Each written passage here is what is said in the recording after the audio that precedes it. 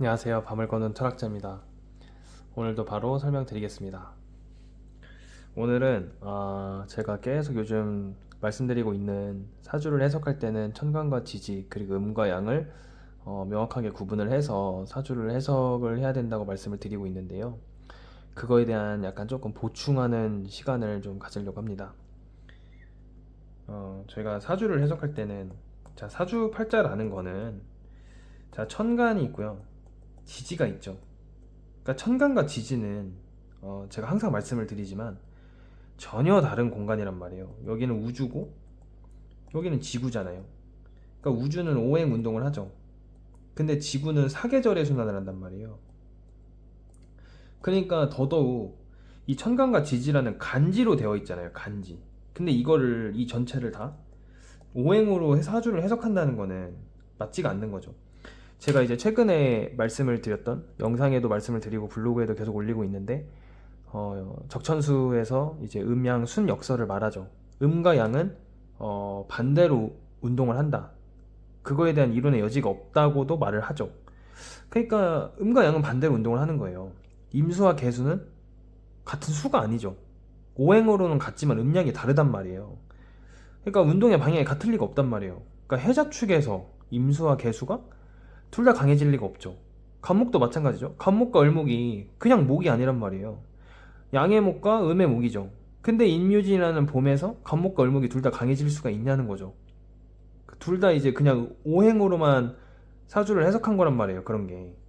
이렇게 천간과 지지라는 간지로 되어 있는데 이거를 구분하지 않고 그냥 목이 강해진다, 화가 강해진다, 뭐 수가 약하다. 그러니까 어떤 수가 약하냐는 거예요, 도대체. 알 수가 없다는 거예요. 저희가 또 천간과 천간끼리의 관계를 이제 십간론이라고 하고 지지와 지지끼리의 관계를 이제 12신사를 본다고 하고 이제 형충파의 회합을 보고 공망을 보고 그 지지와의 이제 천간과 지지와의 관계 이거를 이제 12운성이라고 하는 거죠. 12운성. 그러니까 결론적으로 사주를 해석을 할 때는 이 12운성으로 해석을 하는 게 저는 맞다고 생각을 하는 거죠.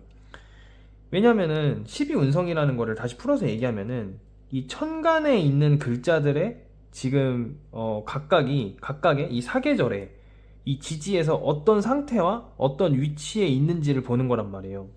그러니까 예를 들면 간목이 있습니다. 간목. 자, 간목을 벚꽃나무라고 제가 예시를 들어서 설명을 드릴게요. 벚꽃나무 저희가 벚꽃이 언제 피죠 보통? 4월에 피잖아요. 4월 중순쯤에 이제 피잖아요. 만개를 하죠.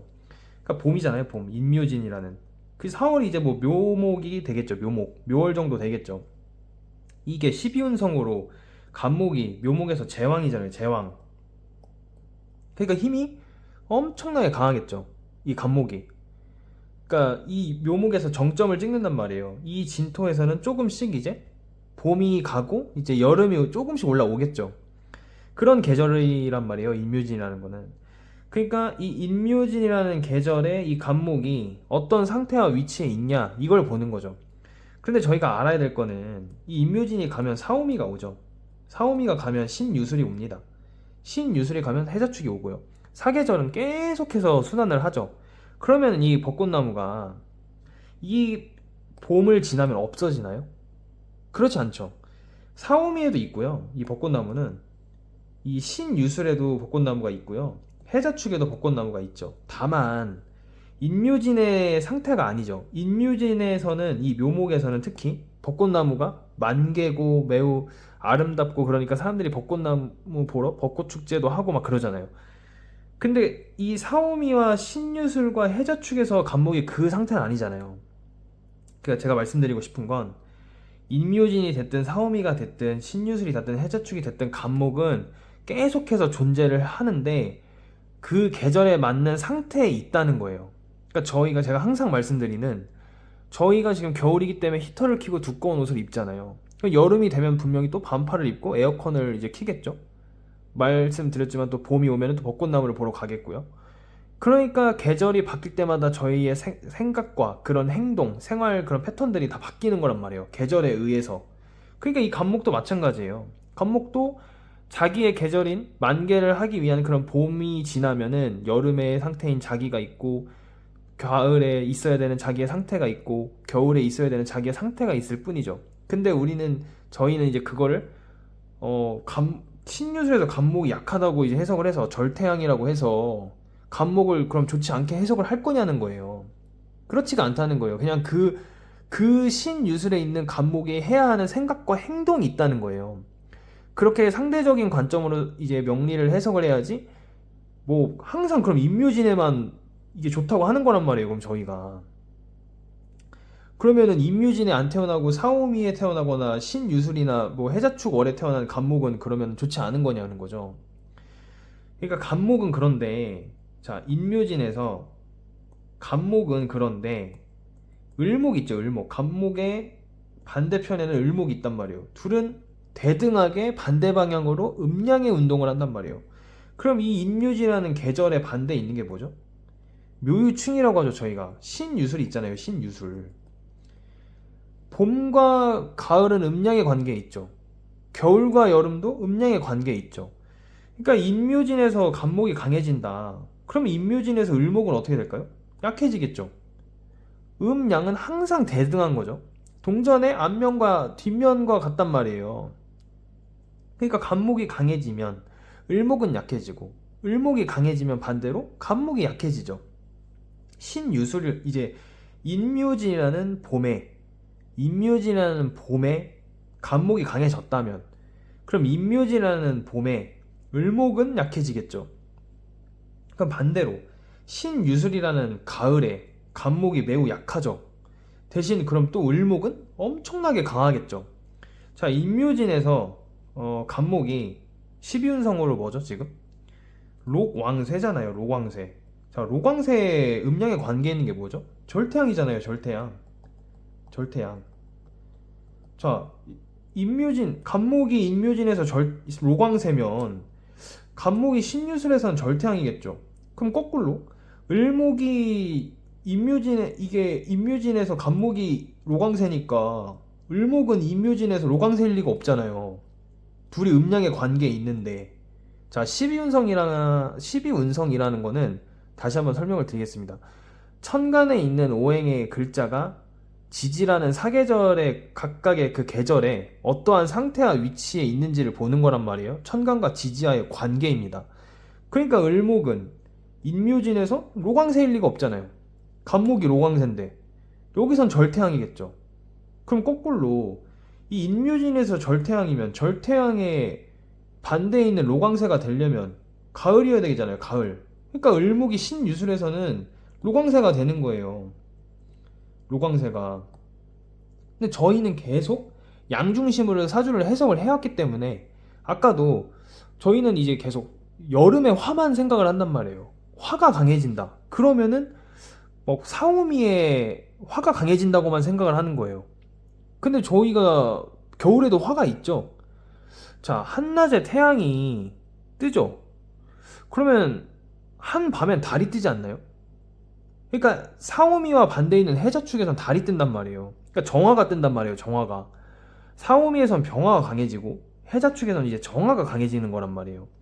밤이 있으면 낮이 있고 빛이 있으면 어둠이 있고 해가 한낮에 강하면 달은 한밤에 강하죠. 그런 식으로 음과 양이 대등해야 된단 말이에요. 이 간목도 마찬가지예요. 저희가 이 을목, 가을에 볏짚 안에 부드러운 줄기가 있죠. 그게 을목이란 말이에요. 그래서 항상 간목과 을목은 대등한 음양의 운동을 계속해서 하는 거죠. 모든 글자가 마찬가지죠. 임수와 개수도 마찬가지죠.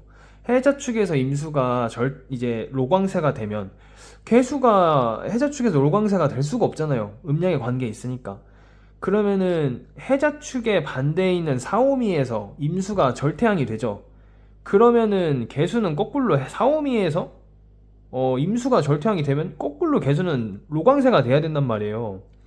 그러니까 음과 양을 구별을 하고 천간과 지지를 구별을 해야 명확하게 해석을 할 수 있는 거죠. 저희가 이 오행으로 접근할 게 아니라는 거죠. 자, 사주 예시를 또 보여드리면, 자, 여기 개유일주가 있으시고요. 이분은 또 이제 해월 생이시고 개묘년 생이십니다. 네, 개묘년 생이십니다. 오늘 블로그에 올린 사주인데, 자, 이거를 만세력에 넣잖아요. 그러면은 이게 다 개수예요, 개수. 천간이. 그리고 여기 해월에 태어났어요. 자, 이걸 보고 수가 강하다고 할 거란 말이에요. 수가. 자, 이 수가 강하다. 그리고 이 묘목이 엄청나게 중요한 글자다. 이 묘목이. 왜냐면은 이 강한 수를 이 목으로 이거를 이제 수생목을 해가지고 설기를 해야 되는데 이 목이, 그러니까 목을 또 용신으로 잡을 수도 있겠죠. 뭐 어떤 분은 아니다, 화를 잡아야 된다, 뭐 그럴 수도 있죠. 아니면은 극을 해야 되니까 그냥 토가 낫다, 뭐 여러 가지 해석이 나온단 말이에요. 근데 그렇지가 않죠. 자, 첫 번째 오류. 오행의 생극재화는 제가 천간만을 가지고 하는 거라고 이제 말씀을 드렸습니다. 왜냐면 오행의 생극재화. 자, 오행은 천간만을 가지고, 천간이 우주이기 때문에 오행 운동을 하죠. 그러니까 오행 운동은 천간만 하는 거예요. 일간을 기준으로 생극재화를 이제 오행의 생극재화를 통해서 십신을 정한단 말이에요. 지진은 아까 말씀드렸다시피 형충파의 회합을 보고 공망을 보고 그런 12신사를 보는 거란 말이에요. 그러니까 이 어떻게 천간에 있는 이 개수가 이 묘목을 생을 해요. 어떻게 이 수생목을 한다는 게 이게 수생목을 이렇게 한다라고 보는 것 자체가 이제 오행적인 해석인 거예요. 오행. 그러니까 그냥 이거를 개수인지 임수인지 구분을 안 하는 거죠. 그리고 애초에 천간에 있는 글자가 어떻게 지지에 있는 글자를 생을 하고 지지에 있는 글자가 거꾸로 천간에 있는 글자를 생극을 하냐는 거죠. 그러니까 이 개수가 이 유금에 있고 이 개수가 해월에 있고 이 개수가 묘목에 있죠. 이 상태, 이 상태를 보는 걸 12운성이라고 하는 거란 말이에요. 저희는 사주를 해석할 때 그렇게 해석을 해야 된다는 거죠. 이 개수가 묘목이라는 계절에 있는 거예요. 이 개수가 해수라는 계절에 있는 거죠. 다만 사주 그 명리에서는 월지가 가장 중요하죠. 월지는 그 사주의 계절을 나타내잖아요. 해월생이란 말이에요. 자, 해월에 임수가 강한가요? 개수가 강한가요? 임수가 강하죠. 해자축에서는 임수가 로광세가 되잖아요. 특히 자수에서 이 왕지라는 글자에서 절정을 이루죠. 자, 그러면 나온 김에 해자축이 있어요. 해자축. 이 자수라는 제왕이죠. 제왕. 임자일주가 진짜 임자 만났네 할 때 그 임자일주잖아요. 해자축에서 임수가 강해지죠. 자, 그럼 임수와 반대에 있는 개수는 어떻게 될까요? 당연히 약해지겠죠. 이 해자축에서는. 해자축에서 이미 이 양의 수가 강해지는데, 그러면 음양 순역설에 따라서 임수와 개수는 정반대 방향의 운동을 하니까 해자축에서는 이 개수가 힘이 없어야죠. 자, 그럼 아까 말씀드렸죠. 해자축과 음양의 관계에 있는 그 이제 계절이 사오미라는 여름이에요. 여름. 자, 여름에 그러면은 이 임수가 기존에 이제 절태양으로 가죠. 절태양. 사오미가 오면 여기서는 로광세죠. 그러면은 이 개수는 거꾸로 이 해자축에서는 절태양이 되고 이 사오미에서는 로광세가 되겠죠. 그러니까 이 오화라는 거에서 엄청나게 강하겠죠. 이 개수가. 그런데 저희는 또 이상한 거예요. 어떻게 수가 화에서 강하냐. 자꾸 그 생각이 나는 건 저희가 오행적 사고에 이제 익숙해지는 거예요. 오행적 사고. 자, 아까 그거랑 똑같죠? 해자축에 필요한 건 달이죠, 달. 한 밤에 달이 뜨죠. 한 낮에 태양이 뜨죠. 개수도 마찬가지예요. 자, 임수. 물은 위에서 아래로 흐른다. 조용하다. 고요하다. 매우 응축하고 하강한다. 다 임수예요, 임수. 이 해자축이라는 겨울의 공간. 겨울은 매우 응축하고 하강하고 저희가 몸이 이제 안 움직이잖아요, 잘. 막 응축하잖아요. 이제 움직이지를 않잖아요, 겨울에 되면. 근데 개수는 아니란 말이에요. 개수는 저희가 기찻길, 여름에 선로를 보세요. 엄청나게 뜨거운 아지랑이가 눈에 보이죠? 그리고 저희 이마에 맺히는 땀방울, 그리고 물통 안에 맺히는 물방울, 그리고 수증기가 있죠. 그게 다 개수란 말이에요. 근데 자꾸 저희는 오행적 사고만 하려고 하니까 화는 항상 뜨겁고 밝고 폭발하고 확산해야 돼만 이제 한다는 그런 생각 계속 갖고, 수는 조용하고 고요하고 응축해야 한다고만 생각을 하는 거예요. 목도 마찬가지예요. 목도 저희가 가을에 아까 말씀드렸던 볏짚 안에 부드러운 줄기가 있죠. 을목이 있단 말이에요. 근데 눈에 안 보이죠. 자, 갑목 안에 열매 안에 씨앗이 있습니다. 갑목 안에 신금이 있는 거예요. 근데 저희는 자꾸 이 사계절의 순환을 자꾸 음가양이 반대 방향으로 운동을 한다고 생각을 하면서 봐야 되는데 이제 자꾸 한쪽 방향, 이제 양중심으로만 사주를 해석을 하니까 익숙하지 않은 거죠. 뭔가 이상한 거죠. 그러니까 아까 다시 그 사주를 보여드리면 이분을 보시면 이제 개유, 글씨가 좀 이상한데 개유, 개해, 그리고 개묘였죠. 자, 이 사주를 보면은 해월의 임수가 유금에 있어요. 그러니까 이게 힘이 없는 거란 말이에요. 해월에 만약에 임수였으면 힘이 엄청나게 강한 게 맞아요. 근데 해월의 개수잖아요. 힘이 약한 거란 말이에요, 힘이. 자, 해월의 개수가 유금에 있으니까. 자, 해월의 개수. 그러니까 해자축에서 로광세죠, 임수가. 로광세. 임수가 록이에요, 록. 해수에서. 그럼 로광세의 반대에 있는 게 절태양이죠, 절태양. 절태양. 그러면은 이 개수가 해수에서는 뭐가 되겠죠? 절이에요, 절. 절 중에 유금이 뭐죠? 임수는 신유술에서 신금에선 장생이죠. 그리고 유금에선 목욕이죠. 그리고 술토에서는 관대가 된단 말이에요, 임수는. 그러면은 거꾸로 개수는 유금에서 뭐가 되죠? 자, 생욕대의 반대에 있는 건 병사묘죠, 병사묘. 병사묘. 그러니까 유금에서 임수가 욕이니까 개수는 거꾸로 사가 되는 거예요. 그러니까 절 중에 사에 있는 거예요, 개수가. 엄청나게 힘이 약한 거죠. 그러니까 이런 개수가 막 5월에 병화나 5월에 무토나 뭐 묘월에 간목처럼 몸을 쓰고 막 이렇게 육체를 쓰고 막 그렇게 활동적인 일을 하면 안 되겠죠, 이 개수가. 완전 정신적이고 그런 내면적이고 완전 두뇌를 써야 되는 밖보다는 안에서 실내에서 활동을 해야 되겠죠. 매우 더더욱 이런 사주가 막 생산직을 한다거나 막 그러면은 말려야 되겠죠. 하면 안 되겠죠. 이 원국 자체에서 그런 힘이 없단 말이에요. 그러니까 뭐 종교적인 거가 될 수도 있고 상담가가 될 수도 있고 이런 안에서 하는 두뇌를 쓰고 정신을 쓰는 그런 걸 해야 된단 말이에요. 그러니까 완전 다른 해석이 나오는 거예요. 만약에 여기가 임수면 얘기가 다르죠. 물론 임수도 애초에 일간의 그릇의 크기가 있죠. 병화와 임수는 다르잖아요. 근데 이 해월의 개수와 해월의 임수는 완전 다르단 말이에요.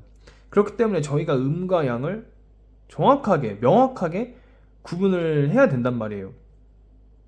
그래서 생육대의 반대에는 병사묘가 있고 로광세의 반대에는 절태양이 있고 반대로 절태양의 반대에는 로광세가 있고 병사묘의 반대에는 생육대가 있는 거죠. 항상 모든 거는 음과 양의 관계에 있는 거죠. 그래서 제가 오늘 다시 정리를 최종적으로 조금 더 해드리면, 자, 첫 번째는 사주팔자라는 거는 천간과 지지라는 간지로 되어 있단 말이에요. 그렇기 때문에 이 전체를 오행으로 해석하는 거에는 분명히 문제가 있다는 거죠. 두 번째는 이 천간과 천간끼리의 관계는 십간론이라고 하고 지지와 지지끼리의 관계를 이제 십이신살, 그리고 저희가 형충파의 회합 공망을 보죠, 지지는. 그런데 천간과 지지, 사주명리라는 거는 천간과 지지가 있으니까 이 천간과 지지를 같이, 이 천간과 지지의 관계를 보는 십이운성, 이 십이운성으로 사주명리를 해석을 해야 된다는 거예요, 결론적으로. 그리고 항상 간목과 을목은 오행은 같지만 음양이 다르죠. 간목이 올라가면 을목은 약해지고 을목이 강해지면 간목이 약해지죠. 다른 글자도 마찬가지죠. 임수도 그렇고 개수도 그렇고 병화와 정화도 그렇죠. 신금과 경금도 그렇죠. 인묘진이라는 계절의 반대에는 신유술이라는 계절이 있고 사오미라는 계절의 반대에는 해자축이라는 계절이 있죠. 항상 이제 계속해서 순환을 하는 거죠. 모든 천간에 있는 그 글자들이. 벚꽃나무가 항상 만개는 4월 달에 하죠. 묘월에 이제 인묘지라는 묘월에 제왕이 돼서 완전 전성기를 이루죠. 그런데 이제 저희는 글자에 집착을 해서 로광세니까 막 뭔가 제왕, 걸록 막 이런 걸 좋아하잖아요. 이런 글자에 집착을 하다 보니까 항상 그 간목이 인묘진, 특히 묘월에 절정을 이루니 그때가 되면 좋다고 해석을 하고, 신유술이라는 이제 로광세에서 반대 있는 절태양, 글자 자체가 별로잖아요, 절태양이. 그러니까 절태양에 간목이 있으면 힘이 없다, 신약하다, 이렇게 해석을 하면서 좋지 않다라고 해석을 하는 거죠. 근데 그게 아니라 항상 모든 자연, 그러니까 자연 앞에서 사람이나 무생물이나 동물이나 똑같아요. 그 계절에 맞는 상태에 있다는 거예요. 벚꽃나무가 인묘진에서는 그런 매우 만개를 하고 이런 상태에 있겠지만 사오미에서는 다른 그 사오미에 맞는 상태에 있겠죠. 신유술에는 그 상태에 있겠죠. 해자축에도 마찬가지예요. 간목뿐만 아니라 모든 오행이 다 그렇다는 거예요. 그래서 제가 오늘은 최근에 말씀드렸던 것을 이제 보충하는 이제 시간을 가졌는데요. 다음에도 사주 예시 가져와서 설명 한번 드리겠습니다. 감사합니다.